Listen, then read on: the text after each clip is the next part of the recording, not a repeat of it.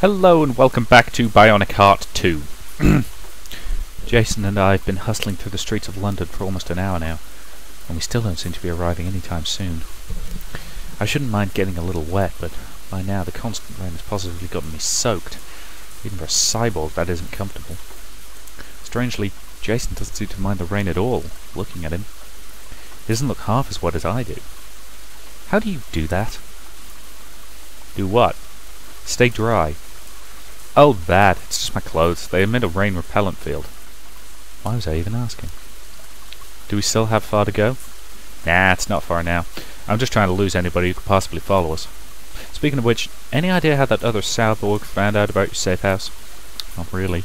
Maybe they drew the connection between Luke and Helen and thought to check her apartment too? Yeah, it looked more as if they already knew you were there. Did you tell anybody where to find you? Yes, two friends of mine. They helped me escape Julia before they knew where to find me.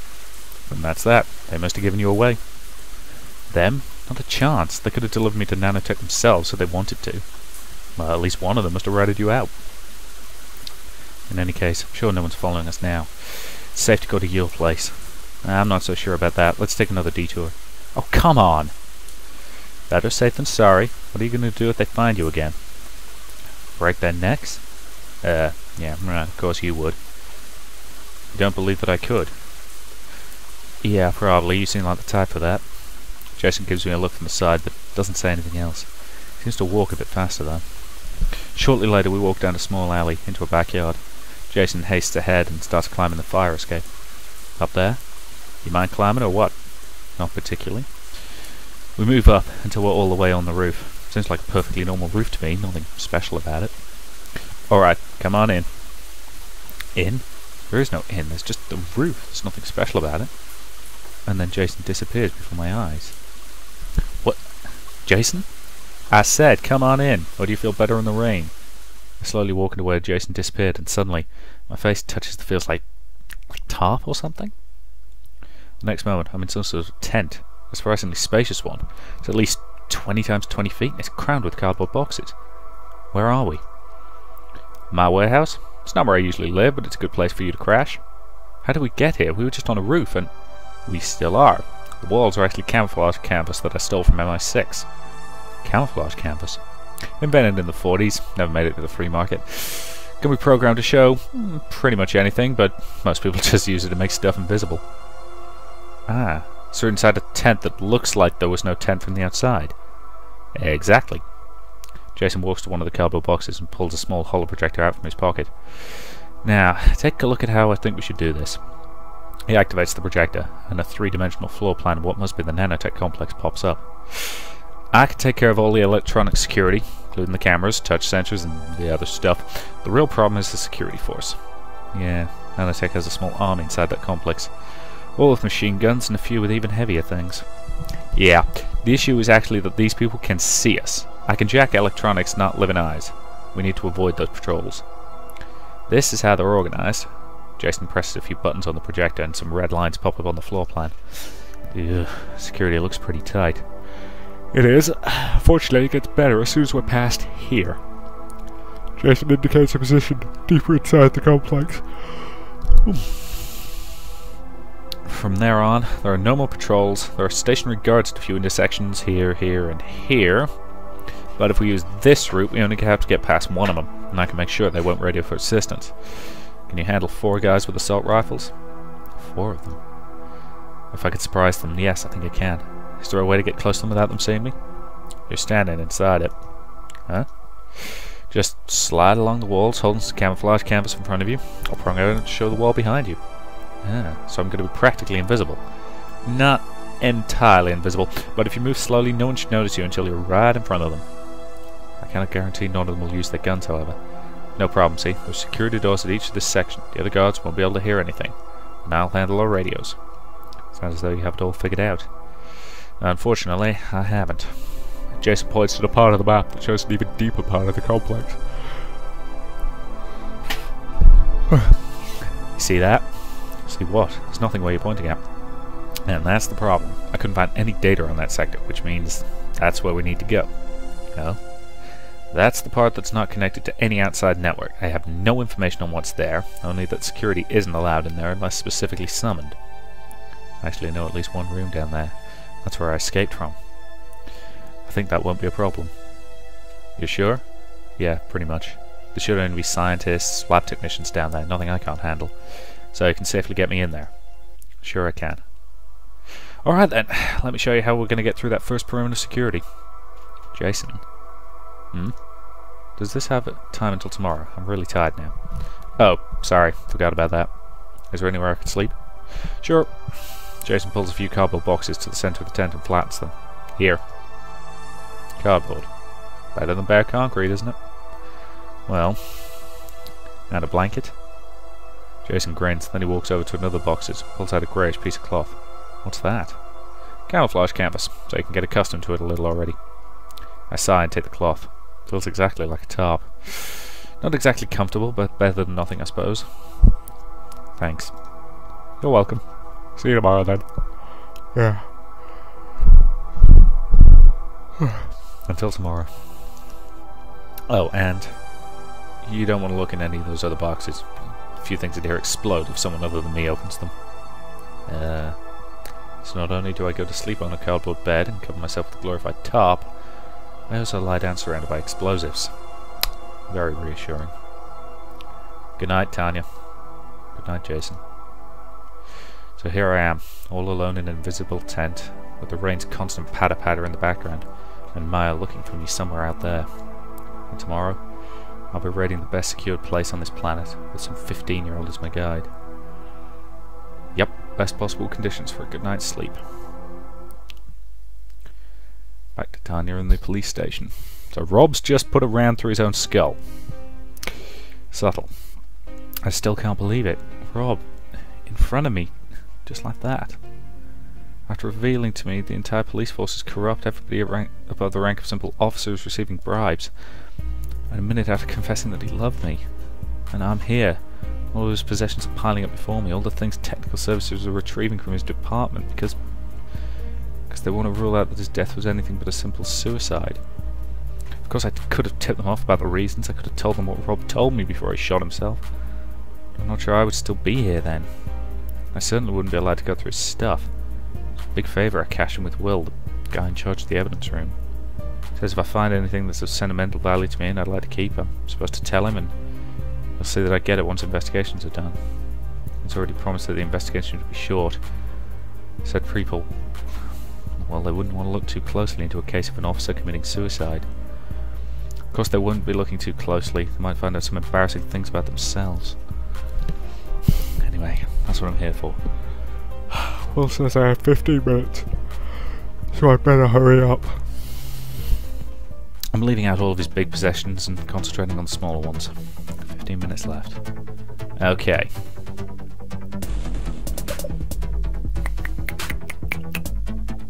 Probably won't have time to check everything.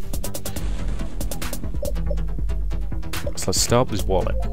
With any luck, there's more than just money in Rob's wallet. Quite a few people keep personal notes in there. Let's check it out quickly. Oh, what's this?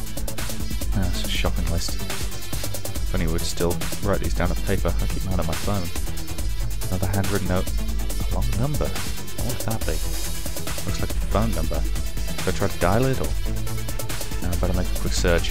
My phone can find the only of any alone to the phone number, and this one belongs to... Nanotech offices. Not their central number, but an extension inside their company. One more quick check.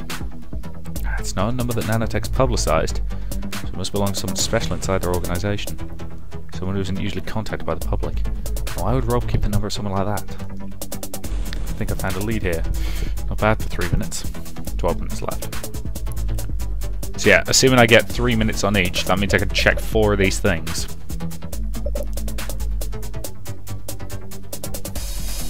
That's 5 left.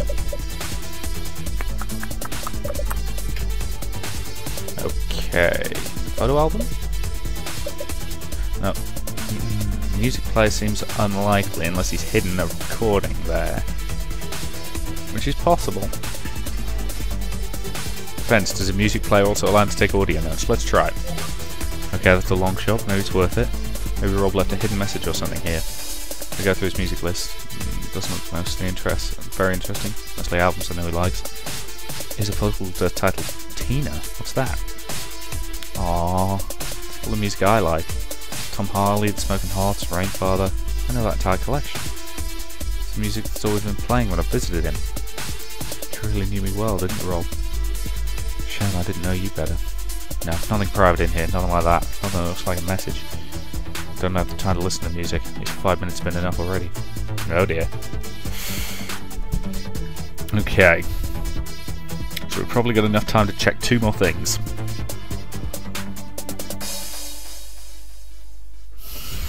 Let's check his phone. No, the phone's too obvious. Let's check his receipts. I guess there's a vague chance to find some connection in the receipts he kept. After all, I'm looking for the money. Must have quite old, referred to things he bought. Guess he kept these for warranty reasons. Nothing out of the unusual as far as I can see. Nothing that could have been bought by a normal person. Nothing extraordinarily expensive. Too bad. Could have helped prove he spent more money he shouldn't have been able to. But then again, I know he's been saving that money for his future with me. Oh dear, I have to move along quickly. It's starting to depress me. No, nothing important. Just 2 parking tickets? Wait, Rob has parking tickets? He shouldn't. All officers have a special parking permit to keep behind their windscreen. See, both of these tickets are in almost the same location. Right before the Nanotech offices, and he didn't leave his parking permit outside, probably. Probably because he didn't want anyone to know he's a police officer. That isn't a lead, I don't know what else is. 7 minutes well spent. Just step up out the item I held. Will sticks his head in the office. Tells me to get the hell out of here, as the official investigators have arrived. I tried to stall him for just a little longer. I've already found a little. Just a moment more, and maybe I have enough to prove a connection. It's no use. I have to leave the room, and with that, I have to give up my last chance of bringing those responsible for Rob's death to justice. Tried my best. Wasn't enough. Oh, come on! You have 2 leads that lead you straight to the Nanotech offices. Tanya and Nanotech headquarters. The last guard at the door drops dead as I empty the last bullets from his buddy's machine gun into his chest. The gun clicks empty and I throw it to the ground. From behind the corner, Jason peeks out. Okay, that was quick. First one didn't even get a shot up before he knocked him out. Good thing that you reminded me. I pick up the machine gun Jason mentioned. Can't hurt to have 30 little friends with me. That's where we need to go. That's that. The official maps end here. I need to find computer access somewhere beyond this point. Only chance to get the really secret stuff. Are you sure you've got all the cameras, sensors, and possible detection devices jacked? Well, everything until here. Can't access anything that wasn't connected to an outside network, so any surveillance systems in here will still be intact. Sounds problematic. Nah, not really. Even if we trigger an alarm, nobody out here will notice it. Huh? Systems beyond this point aren't connected to those out here. That means no communication in both directions. Oh. Frankly, I even doubt they'd bother to install any sort of security down here. I wouldn't be so certain. In any case, that's only a problem until I find some sort of access port and jacked in closed system as well. Until then, we need to keep our eyes open. Okay. I quickly check the machine gun I picked up to make sure it hasn't somehow been damaged from the fall. Wouldn't want misfires. Then I continue down the corridor. The way soon branches, and there are no signs anywhere, which probably makes sense because the only people allowed down here are people who know their way. That doesn't make our task any easier. Any idea where we go? Any direction's as good as any other. I'd say we go left. Okay, let's follow your intuition. We continue down the left corridor. In the distance I can hear the rhythmic humming in the air conditioning system. A familiar sound. Familiar and disgusting. Last time I heard it, I was imprisoned somewhere down here. Ah, finally. We approach a door. And it's locked. Oh yeah. Jason always gets so enthusiastic when he has the opportunity to hack a door or lock or jack a device. Really, even for all his knowledge, he's still a kid. He gets to work and within a few seconds the door opens. Ooh! We step into a big laboratory. I don't recognize the room. I think I've never been here, but there are tons of strange devices everywhere. Well, if that isn't a networking port. Jason immediately walks over to one of the devices and begins plugging one of his cables in. Okay, let's see what we have here. Yeah, do that. Gonna watch my back while I'm at it? No problem. Actually, I don't think someone will come. Who should know we're down here? 4 guards at the entrance won't tell anybody. No one else saw us. That gives me the time to take a look around myself. Even though I hate Mir and Nanotech, I must admit that these facilities down here are impressive. Everything's so advanced. I have no idea how many of these instruments work, but I'm quite certain that some of this technology is responsible for the fact that I'm still alive. cyborg. Alive and yet different from everyone else on this planet. Except for Julia, but she's a psychopathic bitch. What's the big wall way over there? Looks like some sort of shutter in front of it. This button here seems to open it. Whoa! What's this? What are all these glass containers? These can't be brains? Here's a terminal. Maybe that has some information. Whoa! Someone just logged onto this intranet. That was just me. I activated this terminal here. Really, Tanya? You should be careful. Don't activate anything that may give away that we're down here. Yeah, don't worry. Sheesh, Jason's overreacting. It's only a terminal. It's not even a very interactive one. It's more like a name of a list of names, numbers. Wait. These numbers are the same as those on the glass containers. It's possible that these are the people who originally had those brains inside their heads? The one way to be sure. I scroll down the list. Close to the bottom. Oh, this list is scrolling so slowly. E, F, G. I was wasting valuable time by scrolling down. I just fire up the search function and directly input what I'm looking for. Vanek, Tanya. And there she is. Vanek Tanya. Number 0001. Status active. Okay, now I know for sure that this list shows whose brains these belong to. I'm about to shut down the terminal when my eyes see something just above my name. The name directly above mine. Van Outenhaler. Otto. Otto Van Outenhaler? That was the name of the fake ID I got for Tom. Coincidence. That must be a coincidence. There must be another Otto Van Outenhaler. I'll just try another search, make sure this is a coincidence. I'll look for Lucas Walker. I'm sure he won't be in... Walker. Lucas. Oh, damn. And there right above him. Walker Eleanor. What does this mean? What are these fake... Why do these fake IDs belong to people whose brains Nanotech has stolen? And then it hits me. The guys who sold me the IDs. The guys from the black market.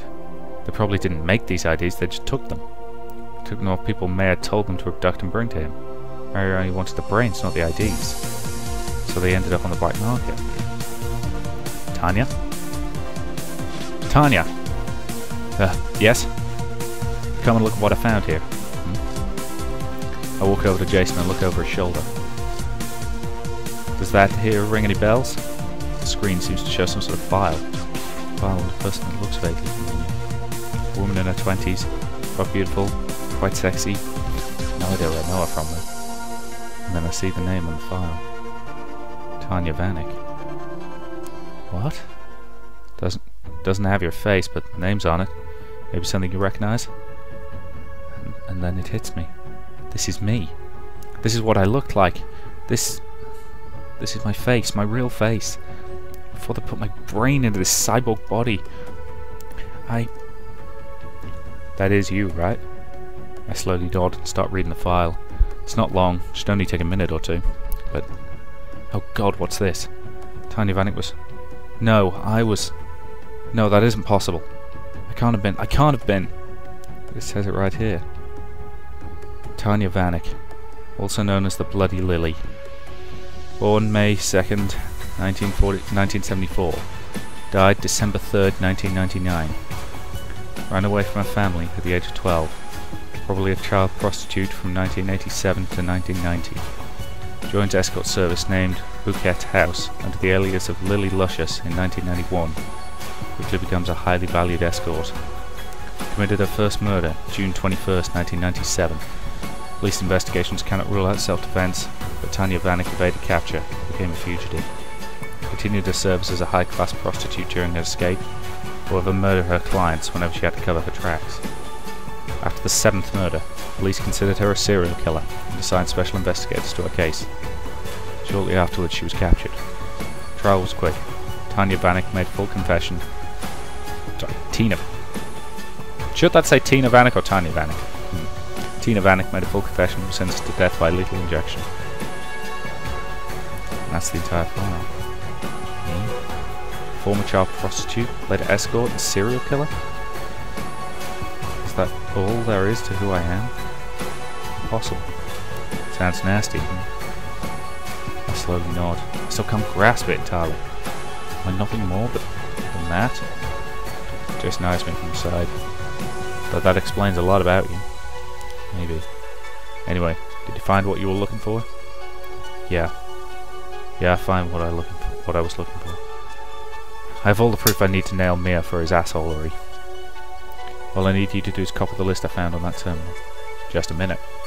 Jason focuses on his hacking device once again. Alright, I got everything. So we can get out of here again? Almost. Just one last thing I need to do. Jason unplugs his cables and walks over to the wall with brain containers in it. Looking over it, he scratches his head and finally shrugs. Strange. It's not here. You've been looking for something. Someone? Yeah. Looks as though it isn't here. Maybe someone else down here? Or was it? Nothing that would be of any importance to you. You sure? Why? Maybe you can help me find it anyway. Well? Ready, please? I have to smile. Jason can look so cute and boyish when he wants to. Alright, where do we have to go? Well, somewhere else. Maybe we could go the other way at that intersection we came through? Okay, let's try that. We walk back down the corridor until the intersection, where we killed the guards, and then straight on through. At the end, another door, unlike the first we passed, awaits us. Open sesame! This time the door opens without Jason even having to fiddle with the lock. Security of this place is a joke. I can hack everything down here right from the access into the lab. Jason leisurely strolls through the door, and the moment he's on the other side, the door suddenly slams shut right in front of my nose. What? Ah, shit. Tanya, do you read me? Jason's voice suddenly starts talking from within my head. What? So you can hear me. Listen, it's a trap. A trap? There's some old guy in here with a gun in his hand who's approaching me. Can you get that door open? I quickly try the opener. No luck. The door itself is a blast up. It's beyond my strength. Sorry, no chance. Then get out of here. I'll try and somehow handle that key. And then the transmission suddenly stops. Damn, they got him. He was so careful, but they still got him. Okay, I shouldn't overstay my visit here. If Jason was right, then whoever's in that room can't raise an alarm. I go back to the corridor I came from. All I need to do is get out of here alive, which I already do once. Alive and if possible, still in one piece. There's the entry, where we were the 4 dead guards.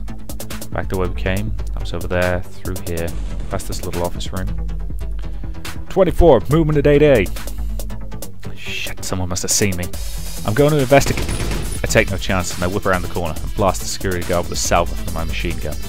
Ah! Guard goes down. Literally a second later, an alarm siren starts blaring. Oh hell, the sensors may not detect me, but they certainly detect gunfire. And I'm in the middle of some corridor, not even close to an exit. In half a minute, the entire sector will be swarming with guards. Back to that central part. The secret part? Oh, good, that's a dead end. I need to hide, and fast. Wait, I saw a ventilation shaft earlier, and if I remember correctly, it took me straight into the building's air conditioning system. Down there, I might be able to hide. I hear more guards approaching. No time to think this out. I hustle back and pull the grate from the ventilation shaft I saw open, put the machine gun inside, pull myself up and crawl inside, feet first. As quickly and quietly as I can, I put the grate back in place. It's not a perfect fit, but I hope no one notices that it's slightly askew. As the guards walk below me, I slowly crawl ahead on my back, feet first, with the machine gun on my chest. They're gonna come looking for me. I'll try and make it tough to find me. And in the corridor before the elevator. It's a lift, damn it! Okay, this is it. The point of no return. Tanya warned me. Tanya told me that I could run into a situation like that one. I just didn't think I'd run into it that way. Well, there's no point delaying the inevitable any further. That walk just now at least cleared my head a little. I won't be able to prepare any better. Time to talk to Tom and Helen. I step into the elevator and ride up to the penthouse. Ah, you're back. Yeah, where's Helen? Just over in the kitchen, I think. She's fixing herself a drink. Helen? Coming! What's with that serious look in your face, Luke? In a minute. Helen strolls out the kitchen. Hi, Luke. How's your day? Interesting. Interesting? In what way? I found out that I need your help. Help with something very dangerous. Dangerous? Yeah, I found something out. Something I can't leave alone. Something I can only prevent with help from the two of you. So spill the beans, what's eating you? I take a deep breath. First of all, I think I should tell you now what Tanya told me just before we left Earth, just before we took off. She told you something? Something I've been worried about ever since we arrived here. She said, my sources say Mars is amazingly advanced and amazingly dangerous. It wouldn't surprise me if the people up there were able to wipe out Earth with just a snap of their fingers. So while you're up there, probably wouldn't hurt to find out if that's true. Just don't get caught. Well, what can I say? Tanya was right. What? The people on Mars, they can wipe out Earth if they want to? I'm not sure everybody here knows how to. But I know at least one person who can. Well, not wipe out Earth, but wipe out every person on Earth. The bad news is, she has no qualms to do just that. Goodness, how? A virus. Genetically engineered virus. A bioweapon that's capable of wiping out entire nations. But why would anyone even think of using something as terrible as that? Because they can? That's crazy. This person I met, even though she must have been born on Earth, she doesn't consider the people there even remotely as her peers. To her, everybody on Earth is just an insect. It'd be interesting to watch, but no one she would shed a tear over if they crushed them. That sounds very much like something I heard as well. That person you've met doesn't seem to be the only one. There's probably a lot of people up here who think like that. Which we can't hope to help. I've lost the ability to talk. Which means we can't hope to find help on Mars. So we're going to have to do this on our own. The three of us. The three of us against everybody on Mars. Luke, that doesn't sound very, feasible. I have a plan. You have a plan. Yes. I'm not sure it's a good plan, but at least it is a plan. Is it going to work? If the two of you help me, there's a chance. A chance? Look, it's a plan. Do you want to hear it or not? Well, can't hurt to know it. Okay, this is what I have in mind. Act 5, the end is near. And so I face the final curtain. My friends, I'll say it true. Sorry, I'll stop doing that. What do you mean there's still no trace of her? Maya sounds annoyed. Good. I'm afraid not. But you're certain it was Tanya? The guard gave us a good description. The person who gunned him down has got to be her. And you still have no idea why she didn't show up on any of the cameras. It must have been a very elaborate sort of hacking, something I've never seen before. Well, deal with it. You're the genius scientist. I'm doing my best, sir. Obviously, that's not good enough, Mark. Not good enough. And they're gone. I can't hear them anymore. I think it's my 4th day down here. I can't be sure. I can only try to tell day from night by the sounds I hear. I try to avoid sleeping, but after what must have been the first 40 hours or so, that didn't work anymore. I'm much too tired to be of any use then. So all I can hope for is a chance to escape from the air conditioning system. A brief moment in which Mia's goons get careless. And until then, I just hope they don't find me while I'm asleep.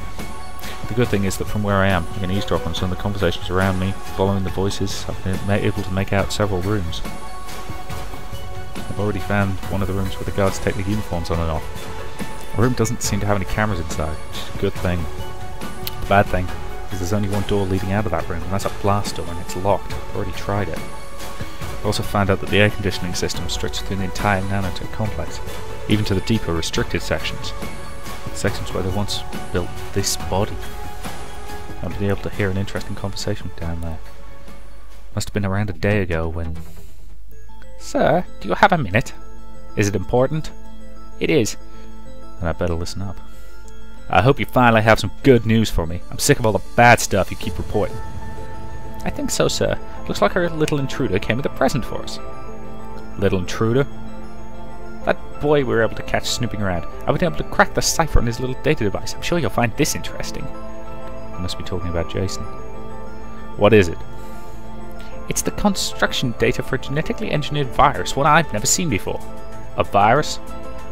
Yes, apparently one that's been created for a specific purpose. This documentation that came with the construction data seems to have gone through a few years of... The short version, Mark, what kind of virus is it? It's a biological weapon.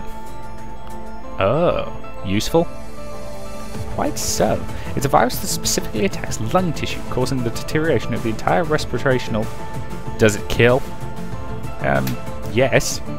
How many % of infection, and how quickly? What I've read in the documentation, 100% within 5 days. And you're saying it's new? Yes, sir. Method of infection? Airborne. So I can just release it over regions with missiles detonated a few hundred feet. People will also infect each other once they start coughing from their lungs and collapsing. And you said something new? There's no vaccine for it? No, sir. Can we engineer a vaccine? Of course we can. How soon? A year or so? You've got 6 months. Then I want both the virus and the vaccine mass-produced and ready for shipping to our West African offices. Understood, sir. Now get back to work. Go, go, go! I want the names of the vaccine research team on my table tonight. Of course, sir. What the... Jason had data on a bioweapon with him? Oh, hell, where did he get that from?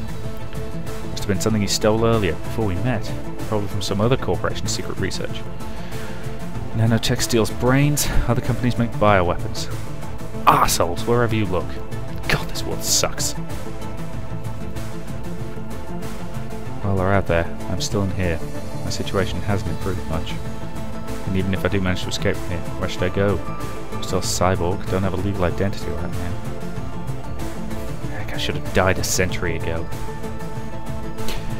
Well, with her feeling a bit depressed, that to me seems like a reasonable point to end this video. So I will say thank you very much for watching, and I'll see you in the next part.